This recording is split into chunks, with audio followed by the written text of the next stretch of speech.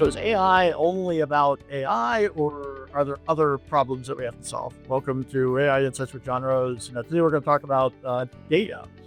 Joining me is Tommi Salli. Tommi runs enterprise architecture at Dell. He's had a long career at Cisco and some banks and some other things in the engineering side, but most recently taking over enterprise architecture. One of his big adventures has been obviously making sure that the data ecosystem is at a readiness state that actually can enable the AI aspirations of the company. So, Tommi, welcome.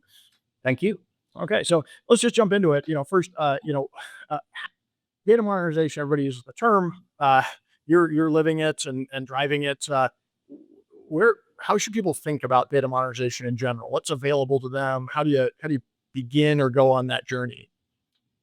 That's a very good question, John. And I would say that one of the key things for solving a data modernization is first understanding what data you have, then starting to think about what SLAs you can have for the data. So moving into a data product mindset. So you don't necessarily want to have a centralized data ownership, but you want to kind of make sure that whoever owns the data is responsible for making sure that it's actionable, it's current, it has the right policies around it.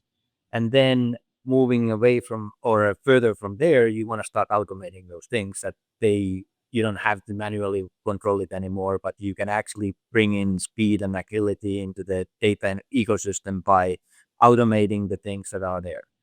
The other thing that you want to think about is it a single lake house? Is it a multiple lake houses? Depending a little bit how much you have data in an environment, how your environment looks like.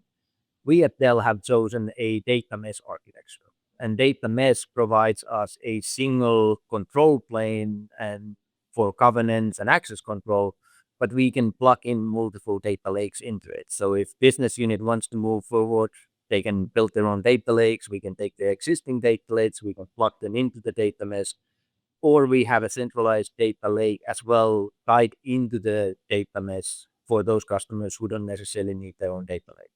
So you have several options on how centralized versus distributed you want to be in the environment, but I would argue that centralizing that uh, governance, access, and data product layer, the data catalog for a whole enterprise is a key. Yeah, I think our learning, we just simply have far too much data to put in one place, but it kind of looks like it's in one place because the way we express it, the data products architecture, the naming conventions, the governance structures, those are in fact holistically consistent in the architecture.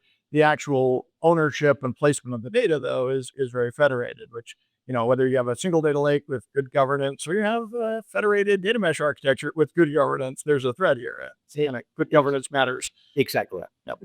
So maybe shifting gears, you've been, practitioner doing this, and we've been on, one of the things we do on this podcast is share kind of not just the good news, but what we learned on the journey.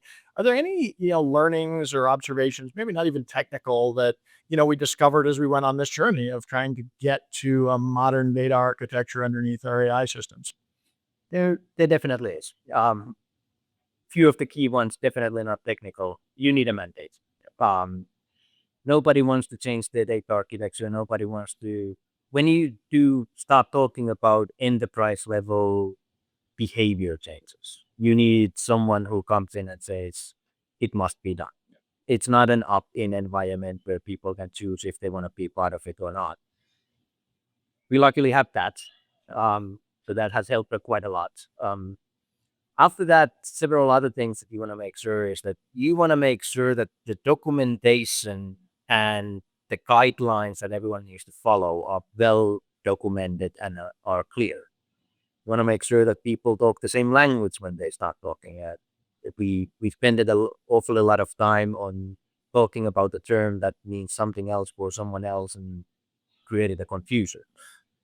The other part of it is when you start building your data mesh or your data lake, to build it in a very modular fashion. We started the data mesh journey 3 years ago with telemetry. We already changed 2 components out of it. And as the technology moves forward, and we see ourselves changing more and more. But that modular architecture that allows you to take the best of the breed and reevaluate what your needs are is very key. And some of those components are things like your whatever mechanism you use for data virtualization, for cataloging, for observability. That's what you're referring to. Those things, having those two tightly coupled and not modular, if there's an advance or change in data virtualization, you ought to be able to change that without changing everything else, I guess is the punchline there. Very much so, yes. And like data virtualization is one of those examples where we started with one and we are now in the second. And the good news story is I didn't actually notice that we changed them. I started that telemetry project, and I think that generally speaking, the architecture must be working because we've changed components, and they honestly haven't really fundamentally changed the behavior of the data systems. No, we actually built the mesh in a way that underlying changes will not be visible for the end user. Yeah, that's the key. Yeah. So speaking about that, third topic for today is we have a strong bias towards enabling AI outcomes these days. That's really where the biggest source of differentiation is. Data is the foundation for this. Um, I've been saying for a long time, your data and your data architecture and the tools and technologies you use are critical for your ability to, deliver AI. But in your mind, why is this so important? What's the impact to the AI strategy of a company if you get a well-formed, well-governed data architecture like you described? Well, there's few things. I think the main thing that it drives is speed. Yeah. But the speed comes from many sections. You think about something like your global risk and governance side. If you know your data, you know what the access rights are, you know where it's located, that review is going to be very simple. Then you come into security. And if you have the proper access rights, and once again, centralized, much more easier conversation. Is this data something you should have access to? How do we set up the access right? Then comes a data cleanest. And what we have done extremely well in a company is that in every AI use case, we have mandated a actionable clean data. And AI doesn't know if the data is good or bad. We'll have to make sure it's good, because otherwise we'll just make wrong decisions, but we make them faster. So the centralized data mesh architecture allows us to accelerate the AI use cases quite a lot. Yeah. And punchline is like we've shared different use cases we've done.